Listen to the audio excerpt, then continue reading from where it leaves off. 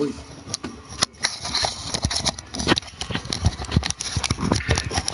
Veldig vanskelig. Nei. Nei.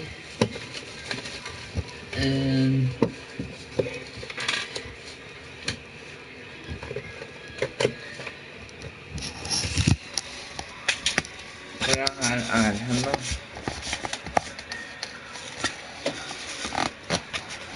Jeg skal bare sende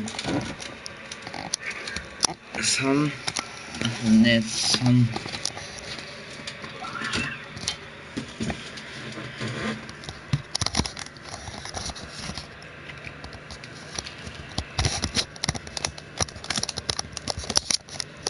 Live. Ja.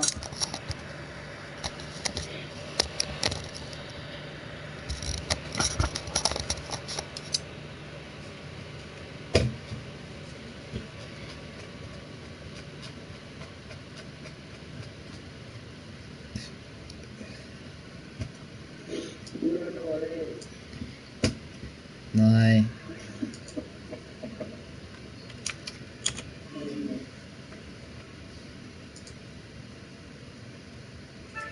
Grammarly does more than catch errors. With Grammarly, you can find...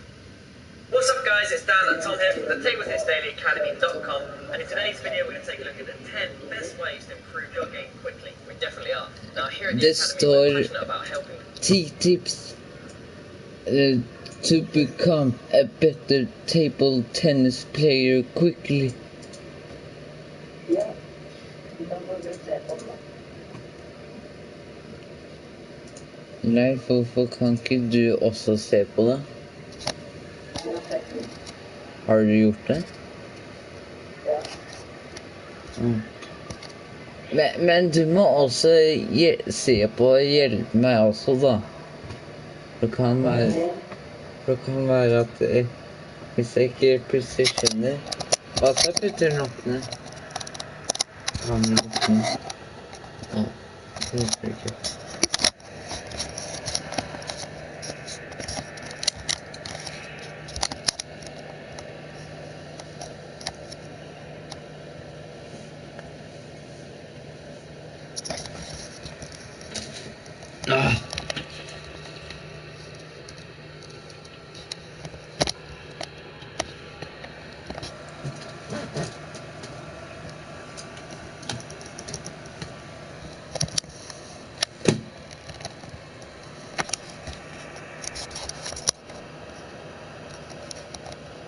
Leif,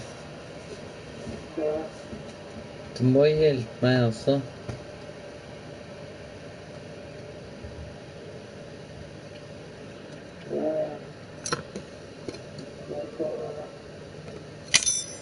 Ja, eller skal jeg bare se på videoen selv?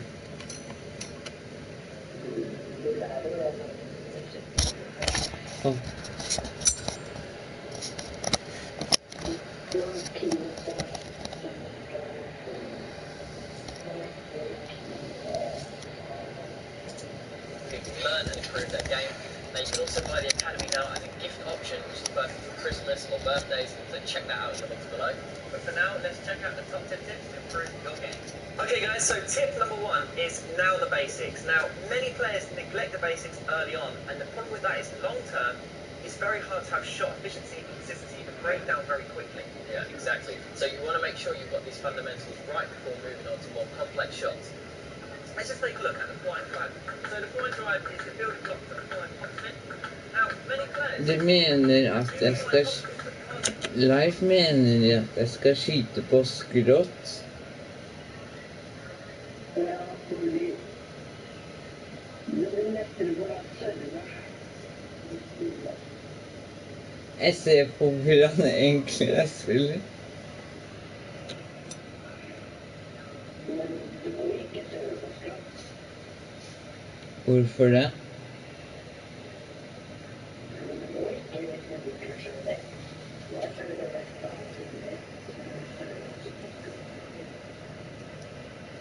det. Martin gjør det. Ja, han slo litt.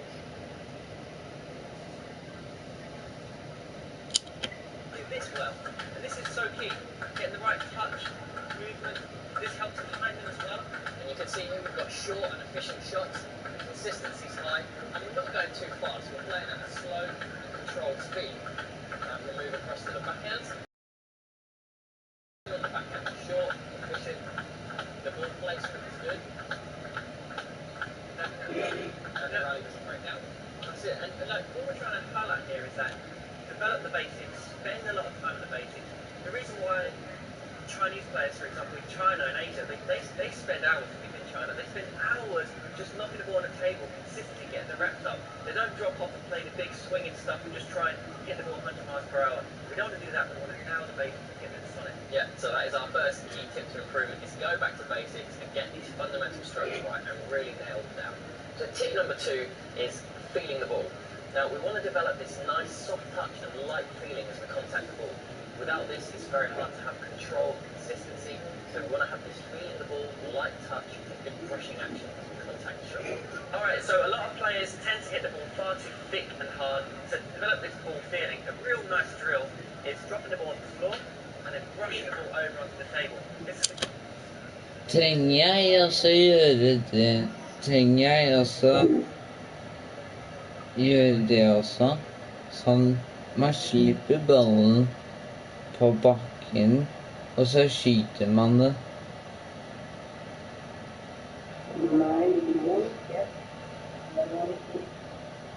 Hva?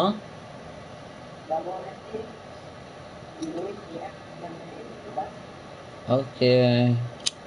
force you to get that arm on the ball and then that spin.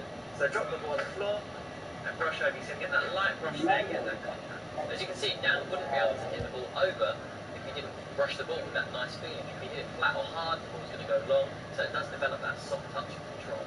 Yeah. So should we take a look at a really good drill we have on the Academy, the 30, 60, 90 drill, which helps really develop your different variations of spin and understand that contact. Yeah, so it's a really good drill, so we're going to keep it really simple. I'm going to backhand block now. I'm going to play one forehand, 30% speed, one at 60% speed, and one at 90% speed, and then again back down to 30. So let's have a look. 30, 60, 90, 30, 60, 90, 30, 60, 90. So that really good way of developing, feeling the ball, not going one hard, firm speed. You're actually learning to control the tempo and the way you contact the shot. Yeah, so many players just play at one tempo, and that's really difficult to develop the feeling and touch. Variations absolutely key in your shots. This is a fantastic drill because being able to control the speed of your shots means you develop that touch and feeling on the ball and adds a lot of control. Okay, tip number 3 is developing weight transfer via technique. A lot of players avoid this. They end up using a lot of the arms when they're playing. They're quite stiff on the body. Now, practice using the legs and hips, trunk and rotation as you play shots. So if we take a look at the flying top spin, I've got a good bend in the knees, and I put my weight to my right hand side to the right hander, the weight goes to my right leg, hips turn, and the weight goes to the left leg. So the energy comes from the ground up, and then my arm is relaxed into the ball. That's really important to develop that in your shots. Same with the backhand, turn with the hips, and then play into the shot. Then the arm comes in. Rather than the arm on its own statically, very difficult. So using the body, give you that energy. Let's use the fine pot spin as an example without any weight transfer, and let's see what happens to the shot quality. So, no weight transfer, just the arm on its own. It's actually quite hard to move the feet as well. It's very tiring just using the arm. Now, let's do the shot where I use my legs and body and shoulders going into the ball. Let's see the difference. We're looking to get power, the ground up and then the arm staying nice and relaxed. So, turn the body, hips. Now, nice and effortless. You get that feeling on the ball as well. Yes, you can see the legs is driving into the ball. And that's where you can really get a lot of power and acceleration long term. So developing weight transfer is key to have nice, effortless, consistent shots.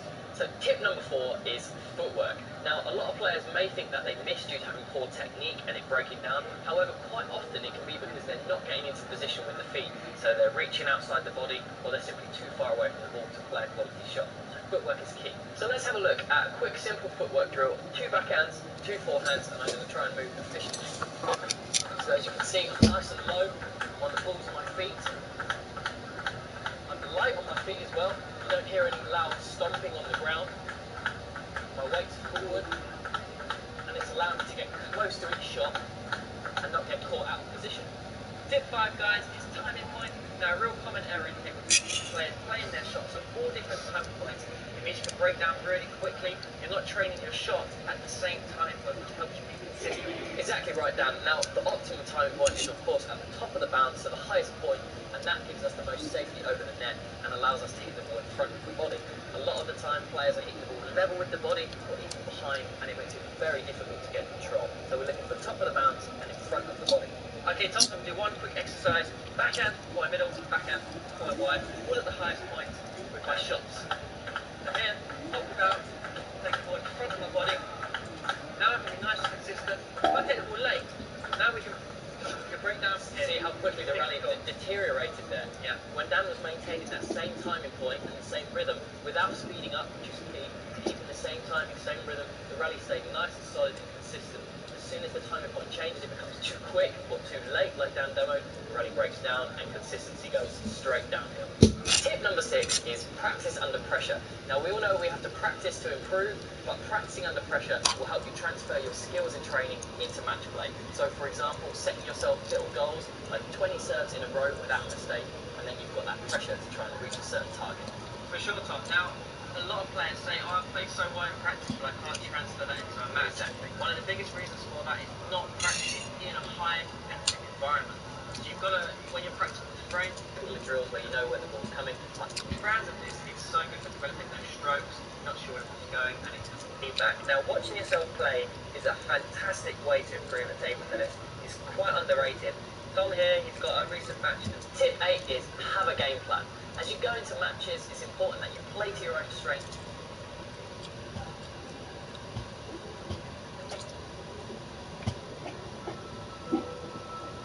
Eve Online is about is have a weapon.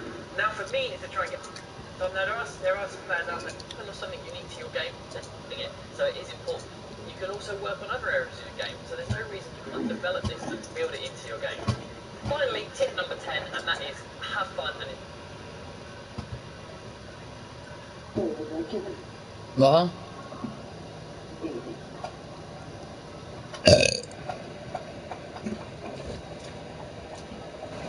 Jeg vil stoppe.